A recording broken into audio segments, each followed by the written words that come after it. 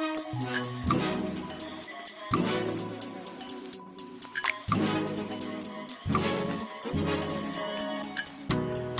back to Wines and Words, guys, and today we are at Deep Roots Wine Market in Roswell, Georgia, and with the owner of Deep Roots, Miss Dana Grella.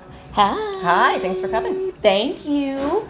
So today we're going to learn more about Deep Roots and how it came about, and of course a little bit more about Dana, and of course her delicious Californian wines. So first things first, tell us what we're drinking. Okay, so I've got a nice little lineup. The first wine we're starting with is the 1111 Sauvignon Blanc. That's what I put in your glass. Wonderful. I've got something different. But, Okay. So 1111 is actually where I worked when I was in Napa. So it is just very near and dear to my heart. Every single wine that they make is absolutely amazing.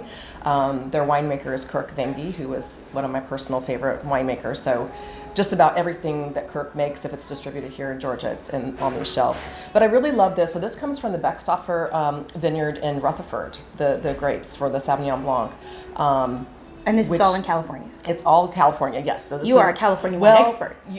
I am. Well, not really. I mean, I have a certificate, but I wouldn't call myself an expert. Let's toot your horn. Let's toot. Yeah. So anyway, so this is just a delicious Sauvignon Blanc. It's stirred on the lees a little bit, so it's got some nice creaminess. It's not, that real limey type of Sauvignon Blanc. It's more creamy and luscious. So it's a fan favorite around here. I love cream. I'm definitely more of the lower acidity wine drinker. Yep. And this is exactly like you described Yes, it. yes. It's very well not rounded. too tart, very well balanced. It's just a beautiful wine. So I try to keep everything that 1111 has in our store. Awesome. So, What else do we have? okay, so the next one. So we're not just California anymore. Okay. We have branched out. So we're all domestic wines. So we've got a fair amount of Oregon, Washington, New York State. We've got even a sparkling wine from New Mexico. So we're trying to branch out and bring some more varieties. Dana, here. I just got chills. Yeah, no, Because- it's exciting.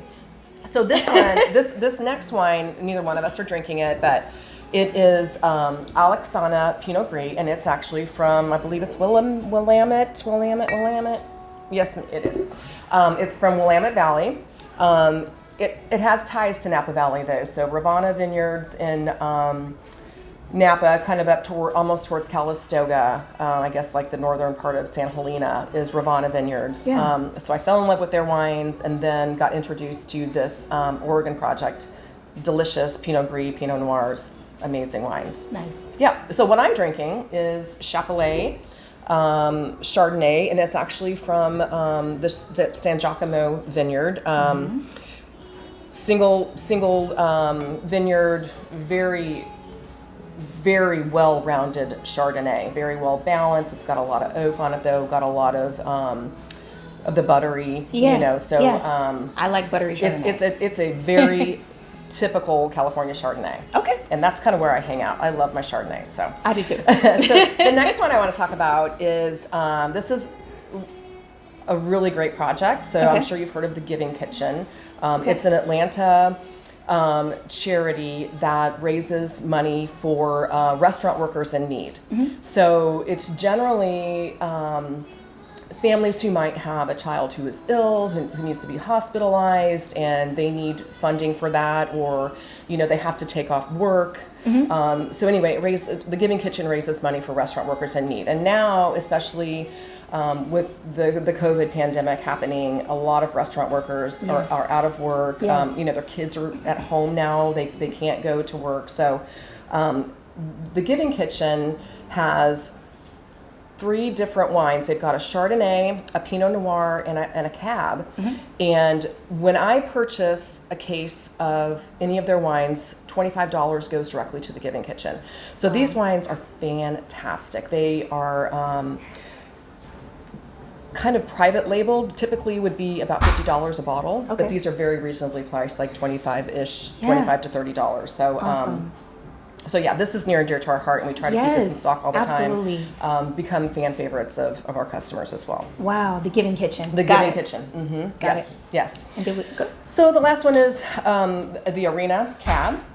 If you've ever heard of Blackbird Vineyards in California, this is their sort of little sister project. Okay. Very affordable wines. They've got a rosé, a Chardonnay, and a Cab.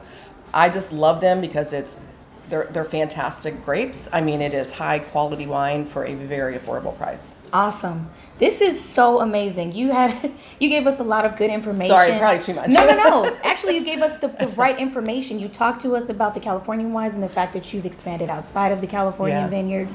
This is perfect. I actually got chills about that because it's very, very hard to find a really good quality wine market, at least from my experience. You see a lot of wine bars and things like that, but I have not really had exposure to good quality wine markets, and they have a plethora of wines. Yeah, and so awesome. and you have wines that give to charity. I'm really excited about the Giving Kitchen. Yeah. I cannot wait for you guys to come and visit Deep Roots Wine Market because it's not only going to have good wine, but with a purpose. So cheers to that. Thank you. Cheers to that.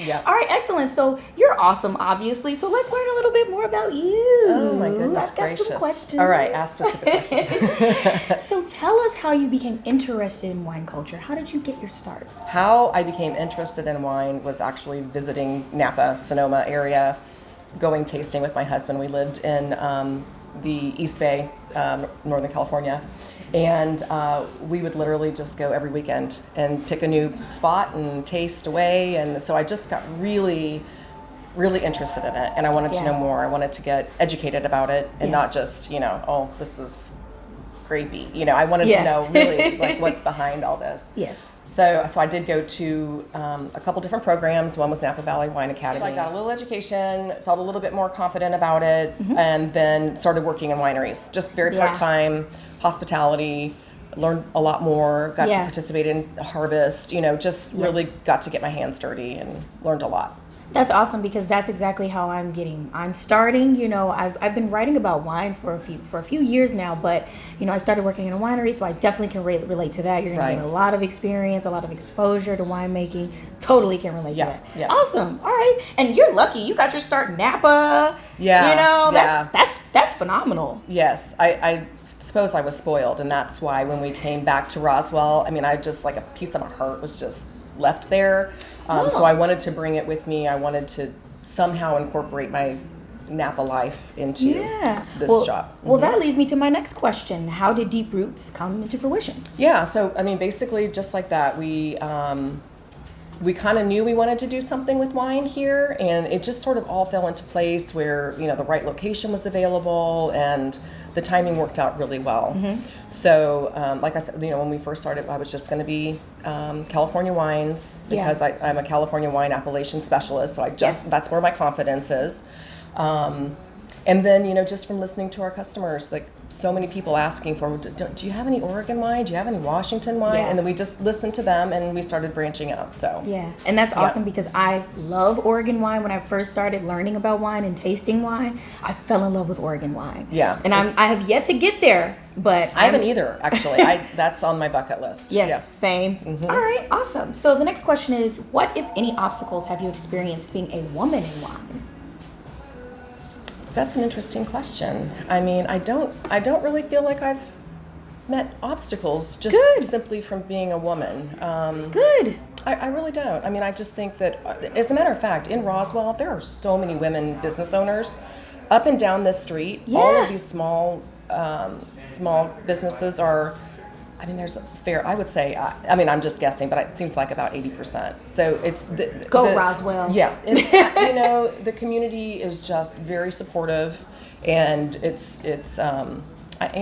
just don't see that there's any actual setbacks. That's good to know. That's great to know because there are going to be a lot of up and coming women in wine, and we often find obstacles in many different industries, and generally in wine culture, there's always some sort of obstacle to break in because there are gatekeepers. Oh, yeah. But you're having a great experience, at least here in Georgia, here in Roswell. Yes. So well done, Georgia. Well done, Roswell. And you said you came to our Women in Wine I did. tasting, didn't yes, you? Yes. And that's why it was so important that you had that, because it was like, oh my gosh, I have to go see more. Yes. Who are these women winemakers? Who are they? Yeah, we love to support women winemakers.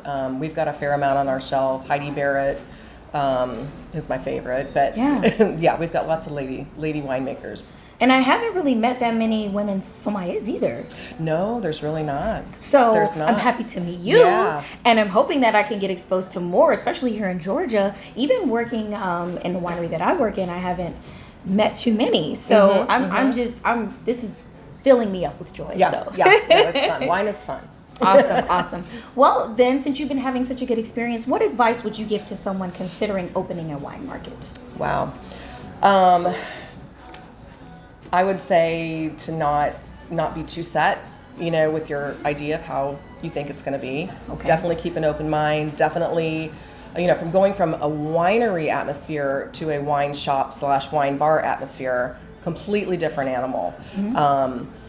So I would just say, just really, listen to your distributors, listen to other people who are in the industry, gather a lot of information before you really embark on it. Listen. Yes. Listen. Yeah. That's the advice, people. People are very people want to help. They want to tell you, like, oh, this happened to me, like, watch out for this, or, make sure, just people, have been very helpful, very encouraging. And and of course, if anybody wants to do something like this, I want to do the same. So tell us a little bit about the wine machines. So the wine machines are very cool because it gives us the opportunity to feature 32 wines all across the board. The only thing we can't put in there is sparkling wines. So we do pour our sparkling wines by the glass. Makes sense. It just allows people to do a self-guided wine tasting. Yeah. We're not hovering over them. We're not telling them, oh, you should try this or that. They can just explore on their own. Yes. So they can get just a 1 ounce taste, a 3 ounce half glass, or a 6 ounce full glass, which is awesome because some people, they don't know what they like. Just taste a little 1 ounce taste before you go in for the whole glass, or before you buy a bottle or whatever. But that was kind of one thing. The machines were not in my vision when I knew I was going to have a wine shop. We went on vacation in Kiawah Island and saw another wine shop doing this, and it was just this aha moment, like, we need to do this. My husband and I just had so much fun pushing the button and getting, our wines and exploring, and so that's actually kind of been the biggest part of our business. People want to come and explore different wines and do it on their own. Yeah. And, yes, so we try not to be pretentious. Wine is fun. Wine is not serious. Let's just have a good time. Yeah. Yes, I can relate to that so much. I totally agree, because my goal with what I do is to demystify wine. So this is going to be perfect for my followers, for you guys to come to a place where it's not going to be hoity-toity or pretentious. It's all about coming with your friends and enjoying wine, and how convenient your wine machines are right now with COVID-19 going on. Yes. You can just go. You don't have to do too much face-to-face interaction. Exactly. Hit that button, get the wine that you're looking for. Now, for a while, self-service food and beverage altogether was not allowed, so we did have to shut them down for a period of time. Of course, everybody had to shut everything down. Exactly. So, and the other thing is, because of contamination, we have to wash a lot more glasses, because people are only allowed to go to the wine machine and get one pour, and then they have to discard. So we have a full-time dishwasher on staff to take care of all that. But that is going to be convenient for your customers, and that's going to mean a lot to us. Yes. So thank you for going that extra mile and getting washing all those glasses and having something self-serve, so that way we can feel comfortable. And in addition to that, you guys, Deep Roots has a lot of outdoor seating. I mean, seriously, social distancing measures have been taken. So definitely come here, you guys. You're going to feel safe. You're going to feel comfortable. And they've got the self-serve machines. This is the place to be. I agree. All right. So we're coming to the end. Oh my gosh. Awesome. But I have one last question. Okay. So since this is Wines and Words, what is your favorite wine and what is your favorite word? Okay, so Chardonnay is my favorite right now, let's say. I'm really enjoying a vast variety of Chardonnays. I like them from unoaked all the way to the biggest, butteriest, oakiest one. I like all shades of Chardonnay. Same. Chardonnay all day. So that makes me happy. And it pairs well with everything. Anything you eat. It's such a good food-friendly wine. Yep. Yes, I agree with you. And now in the colder months, I like a GSM. That's kind of where I like to hang out. Okay, so. Gotcha. My favorite word. So this is really funny. I asked my husband, and he gave me some advice, and I didn't like it. But I think my favorite word is awesome. Like, I feel like I say it a lot, and And what was the Lego movie? Everything is awesome. Everything that is song. awesome. Yeah. So yeah. Us parents, we know exactly what that's about. Yes. I love that because you know what? What's funny is I say awesome all the Me too. And time. even like when I'm like texting people, it's like, oh, awesome. You know, like, I think I sent that in our emails too. I overuse Awesome, it. Yeah. awesome. Oh my goodness. Well, you know what? Thank you so much for allowing My us pleasure. to come Thanks for in and coming. learn more. I'm excited. I'm coming back. I'm going to be drinking wine here all the time. You guys come and visit Dana and Deep Roots Wine Market, you guys, here in Roswell, Georgia. It's just a few minutes north of Atlanta. It's not too far outside of the city. There's parking. It's amazing and beautiful here. There's an event that you have coming up at the end of the month. Yes, we are very excited. August 27th, we're having a virtual wine tasting. Virtual, yes.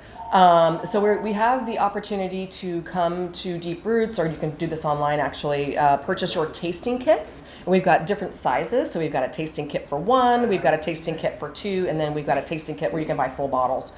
And we repackage the small tasting kits into these little bottles, so you don't have to open a whole bottle of wine if it's just you and your spouse or whatever.